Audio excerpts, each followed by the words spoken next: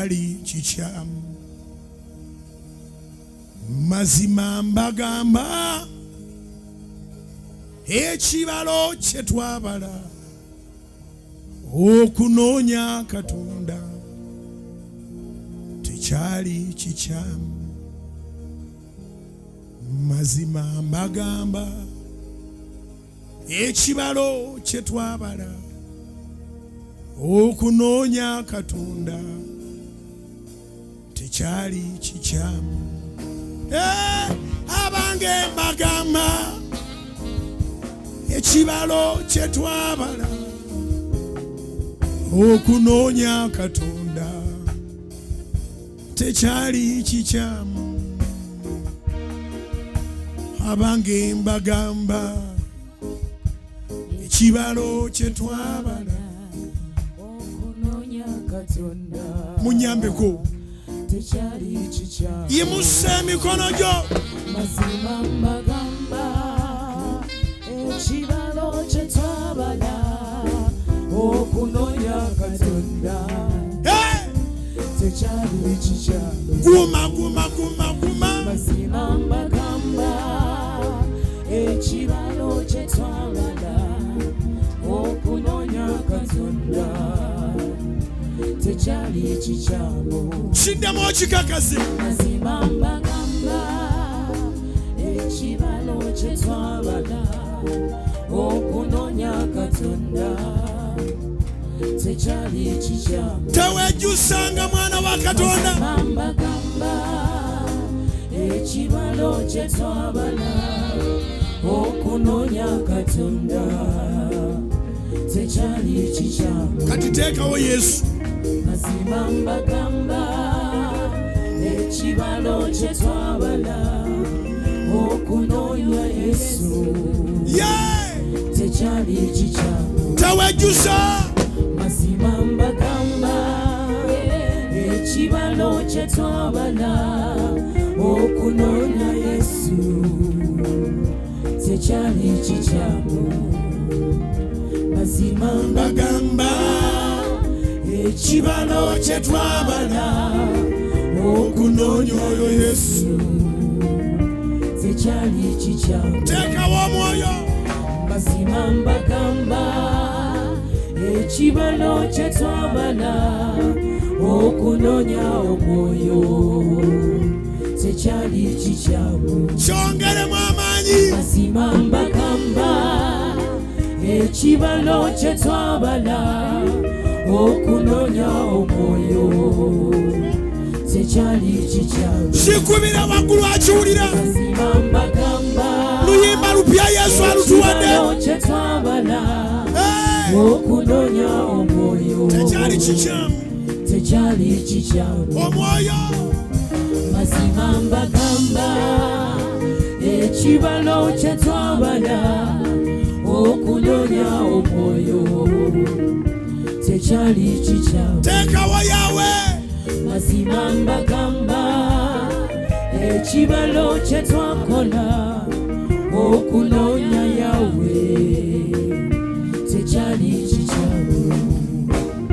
Mazima mbagamba ekibalo kye twabala okunoonya Yawe tekyali kikyamu. Mazima mbagamba ekibalo kye twabala Togenda kwenjusa. okunoonya Yawe Nkulayirira Katonda. tekyali Togenda kwenjusa. Mazima mbagamba Togenda kwenjusa. ekibalo kye Oba onoonya twabala luzaala ogenda kuzaala. okunoonya Yawe Oba onoonya nnyumba ogenda gifuna. Oba onoonya mwami ogenda mufuna. mbagamba Onoonya mukyalo ojja mufuna. ekibalo kye twabala okunoonya Yawe tekyali kikyamu. Okunoonya Katonda. Mazima mbagamba ekibalo kye twabala okunoonya Katonda tekyali kikyamu. Mazima mbagamba ekibalo kye twabala okunoonya Katonda tekyali kikyamu. Mazima bw'oba okiwulira mu mutima gwo nti tewakola loosi era tolikola loosi mazima mbagamba ekibalo kye twabala okunoonya ennaku ekulumya egenda kugwawo tekyali kikyamu mazima mbagamba ekibalo kye twabala okunoonya Katonda tekyali kikyamu teekawo erinnya lya Yesu mazima mbagamba ekibalo kye twabala okunoonya Yesu tekyali kikyamu mazima mbagamba ekibalo kye twabala okunoonya Yesu tojja kwejjusa tekyali kikyamu amaziga go gakome mbagamba ekibalo kye twabala amaziga go gakome tekyali kikyamu amaziga go gakome mbagamba ekibalo kye twabala okunoonya Yesu tekyali kikyamu mazima mbagamba ekibalo kye twabala okunoonya Yesu tekyali kikyamu teekawo yawe mazima mbagamba saba by'oyagala byonna kubanga byonna biri mu ye okunoonya yawe tekyali kikyamu saba saba saba saba mbagamba ekibalo kye twabala okunoonya yawe tekyali kikyamu asigadde wayimusa emikono gyo mbagamba ekibalo kye twabala musabe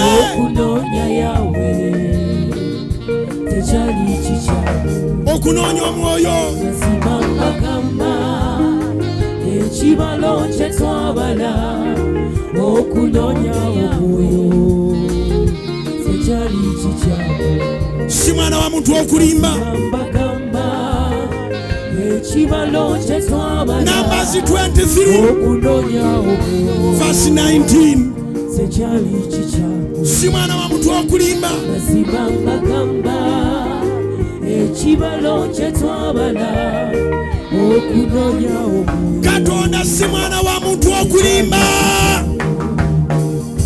mazima mbagamba ekibalo kye twabala kyoyagala kyennyini kimugambe okunoonya omwoyo tekyali kikyamu yawe mazima mbagamba ekibalo kye twabala okunoonya yawe tekyali kikyamu abange mazima mbagamba ekibalo kye twabala okunoonya yawe tekyali kikyamu teekawo Yesu mazima mbagamba ekibalo kye twabala okunoonya Yesu tekyali kikyamu mazima mbagamba ekibalo kye twabala okunoonya Yesu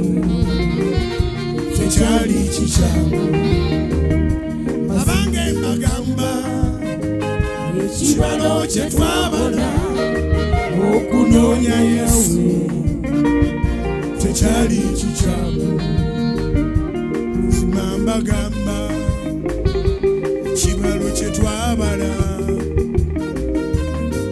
okulokoka tekyali kikyamu teekawo okulokoka mazima mbagamba ekibalo kye twabala okunoonya omulokozi okulonda omulokozi tekyali kikyamu kiddemu mazima mbagamba ekibalo kye twabala okunoonya omulokozi tekyali kikyamu mazima mbagamba ekibalo kye twabala okunoonya omulokozi tekyali kikyamu abange mazima mbagamba ekibalo kye twabala okunoonya omulokozi tekyali kikyamu.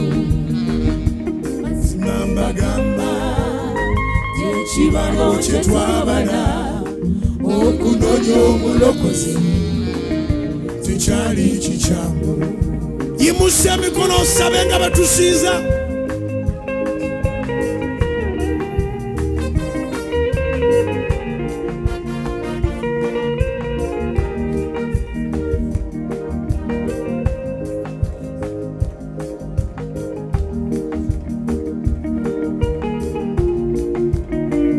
Okusinza Yesu. Mazima mbagamba ekibalo kye twabala okusinza Yesu tekyali kikyamu. Mazima mbagamba ekibalo kye twabala okusinza Yesu tekyali kikyamu. Mazima mbagamba ekibalo kye twabala okusinza Yesu tekyali kikyamu. Abange mazima mbagamba ekibalo kye twabala okusinza Yesu tekyali kikyamu. Mazima mbagamba ekibalo kye twabala okusinza Yesu tekyali kikyamu. Okusinza Yawe. Mazima mbagamba ekibalo kye twabala okusinza Yawe tekyali kikyamu. Mazima mbagamba ekibalo kye twabala okusinza Yawe tekyali kikyamu. Mazima mbagamba abamusinza tebaliswazibwa, abamwesiga balinganga olusozi Sayuni olutajjulukuka. Mazima mbagamba ekibalo kye twabala okusinza Yawe. Oba yayawula ennyanja ekikyo kinaagaana kitya? Yimusa emikono mubuulire ekikyo. Oba yasaanuusa ensozi ekikyo kinaagaanira wa? Oba yasaaza Kaana omugumba ekikyo kinaagaana kitya? Mazima mbagamba ekibalo kye twabala okusinza Yawe tekyali kikyamu. Kubira Mukama engalo ez'amaanyi.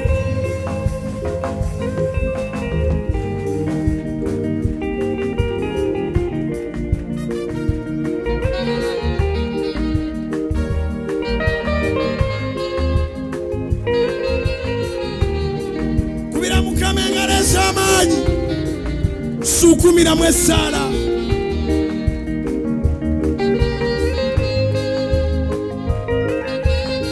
Baligenda okulowooza nti bajja batwegatteko nga tuli wala. Towejjusanga tobeeranga bonookabira ebikadde,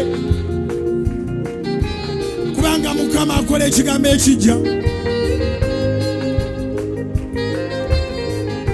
Akuba ekuba mu ddungu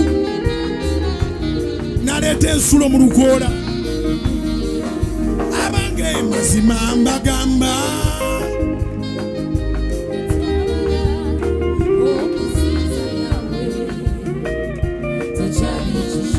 babuulira amazima. Mazima mbagamba ekibalo kye twabala okusinza Yawe tekyali kikyamu. Babuulira amazima. Mazima mbagamba ekibalo kye twabala okusinza Yawe tekyali kikyamu.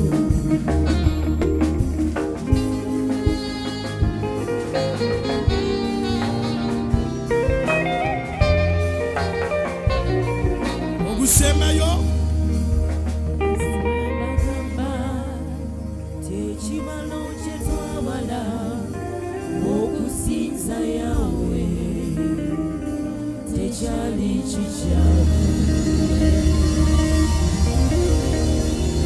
Somebody shout hallelujah. I said hallelujah. Hallelujah. Glory be to Jesus. Ndaira Katonda omulamu simbangako oluyimba mu nsi nga siruwulirangako. Buli luyimba lw'ennyimba mba naluwulirako. Katonda alina kyagala okukolera ekkanisa eno, atuwadde oluyimba nga lupya, amazima gennyini nga lupya.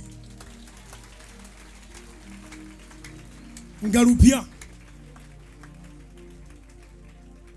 Ate Katonda ajja tuyamba babeereyo omuyimbi alongoose bulungi, kolasi evuddeyo, ya luzimba luwe verses na biki, utambule lusumulule abantu. It's not a mistake to choose God. Sinsobi sirinayo gwe mmanyi mu nsi mu Bible ne mubaliwo nga ensobi gye yakola kwali kulondawo Katonda. Taliyo. Sikirowoozangako okukigenda deep, so se nenkirowooza nga nkirowooza mu luzungu, naye ne ntandika nga olw'okuba siri muwandiisi wa nnyimba, siri muyimbi wa nnyimba, nnyimba ze bamaze ze batereezezza, ntutandise nga nange simanyi gye ndaga. Aliwo agamba Katonda atukyalidde mu linnya erya Yesu. Zikubire waggulu mu linnya erya Yesu.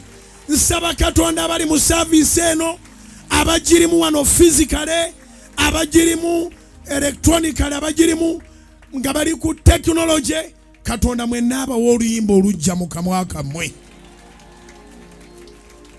It means that God has ended something and he has started something new. Mbadde nkimanyi mu nnyiriri Zaburi ya 40 nalindira Mukama n'okugumiikiriza, nantegera okutu, nawulira okukaaba kwange, najja ebigere byange mu bitositosi mu bunnya obw'okuzikirira, nanyweza ebigere byange ku lwazi, nanyweza amagenda gange n'oluyimba olujja alusiza mu kamwa kange, kwe kutendereza erinnya lya Mukama. Bangi abanaalabanga ne batya ne bagulumiza Katonda. N'olwekyo Katonda ayina oluyimba lwagenda okuteeka mu bulamu bwo. Yatandise dda, asoose n'atuwa olwa church, naawe agenda kukyusiza olw'obwavu akuwemu olw'obugagga. Naawe agenda kukyusiza appointment z'amalwaliro z'obadde olina, zigenda kukyuka zifuuka appointment za business. Situla essuubi lyo, service eno sigifunangako.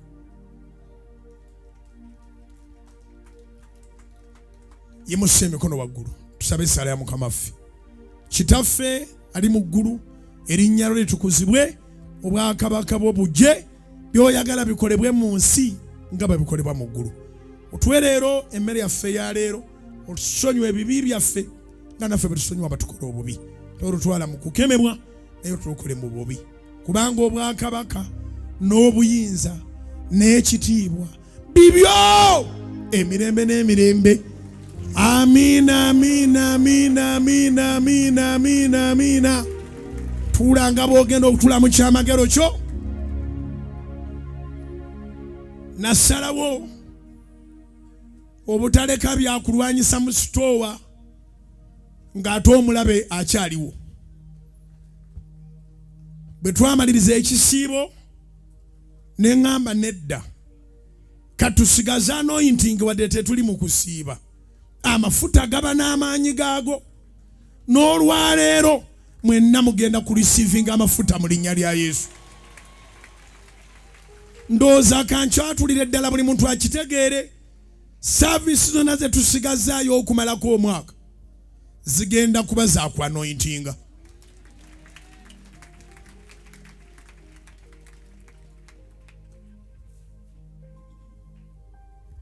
Service zonna ze tusigazaayo tumaleko omwaka, obwenyi bwe buteekwa okufuna amafuta. ebibatu byo biteekwa okufuna amafuta